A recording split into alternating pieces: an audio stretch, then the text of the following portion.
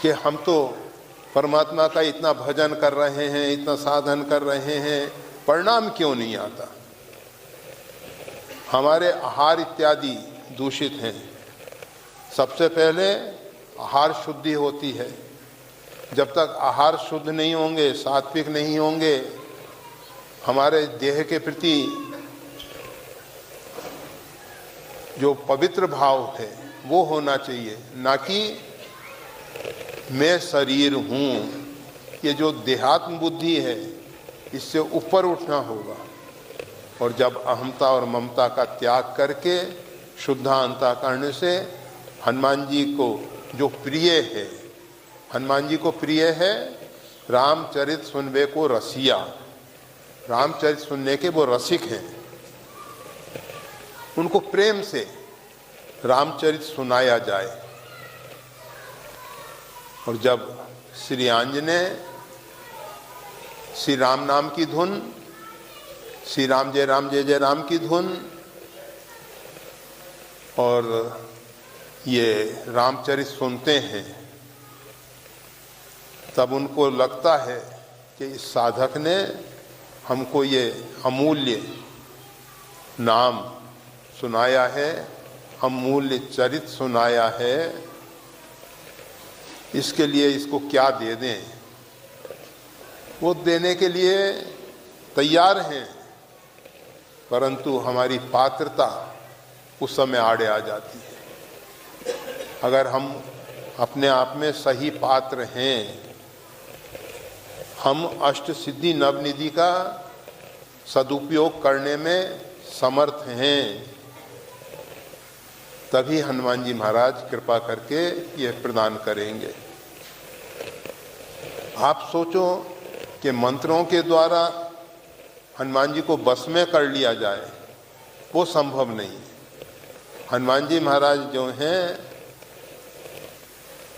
किसी के अधीन नहीं, केवल परमात्मा, परमात्मा अर्थात आदिशक्ति भगवती जगदम्बा श्री सीता जी और राम जी, उनके इष्ट भगवान श्री सीताराम जी हैं।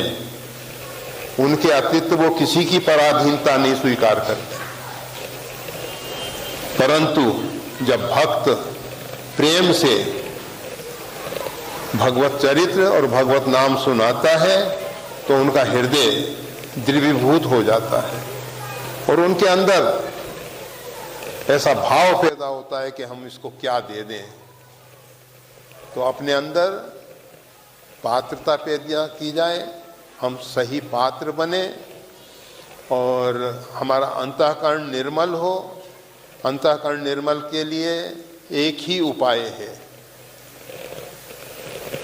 प्रेम भक्ति जल बिन रघुराई, अभियंतर मल कभू न जाए। आप कपड़ा धोते हो, कपड़ा धोने के लिए कितने ही डिटर्जेंट, कितने ही अच्छे केमिकल्स, कितने ही अच्छे साबुन इत्यादि प्रयोग करो, परंतु बिना पानी के कपड़ा साफ नहीं होगा। तो ये जब तक अनुष्ठान से अंतःकरण शुद्ध नहीं हो जाएगा।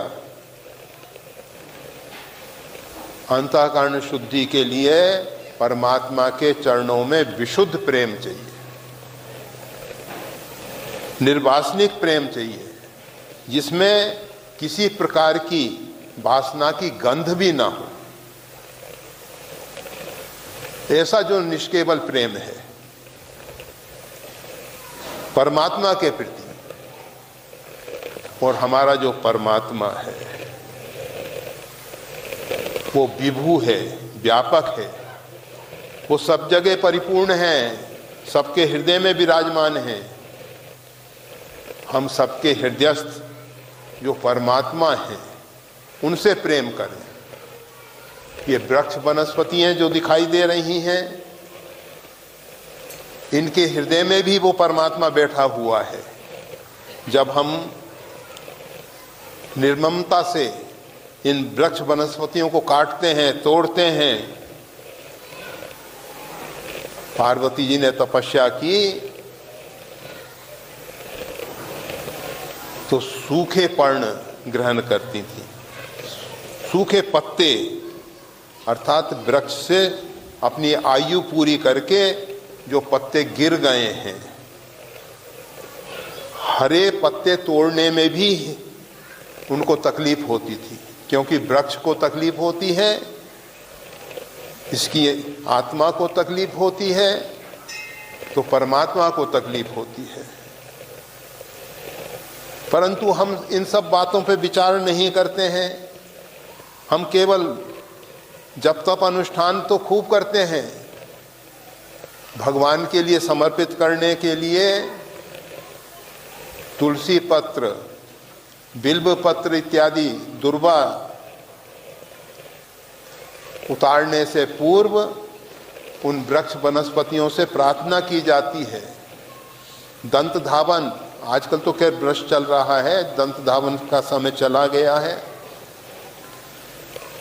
परंतु अगर दंत धावन के लिए भी वनस्पतियों का प्रयोग करना है तो हमको वृक्ष से प्रार्थना करके क्षमा मांग के, फिर हम तो प्रातःकाल उठने पर पृथ्वी से क्षमा याचना करते हैं, पाद स्पर्श क्षमस्व में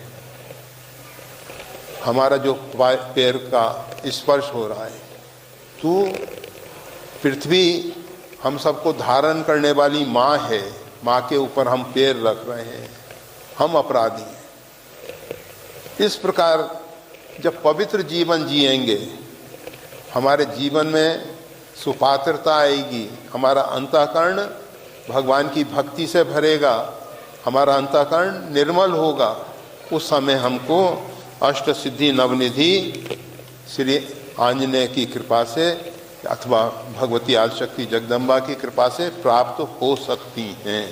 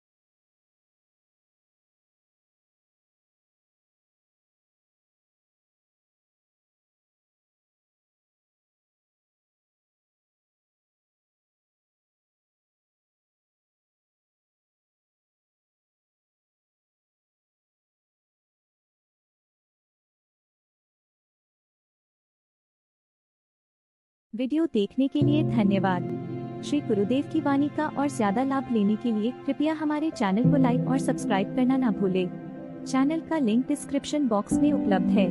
जय श्री राम।